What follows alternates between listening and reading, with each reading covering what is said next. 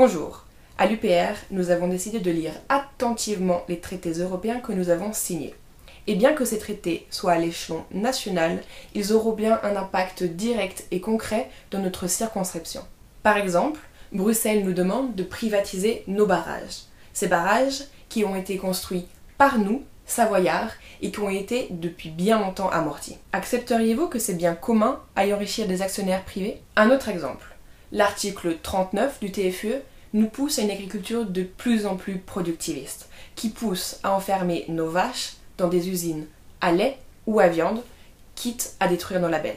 Nous devons protéger notre agriculture de montagne et renforcer le système des coopératives sans, bien entendu, renoncer aux aides agricoles qui sont, et ça peu de Français le savent, déjà payées par eux. L'Union européenne veut aussi soumettre notre système de santé à la loi du fric.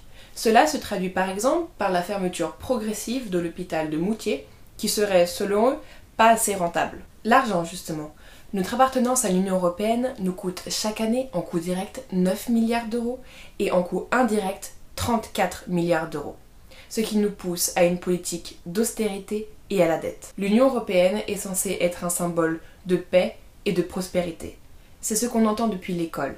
Mais la réalité est tout autre. C'est une compétition sans fin entre les États qui se fait au détriment de nous, les peuples. À vous de choisir si vous préférez un symbole trompeur plutôt que de voir la réalité telle qu'elle est. N'oubliez pas que le 11 juin, votre vote offrira 7,10 € à un parti politique.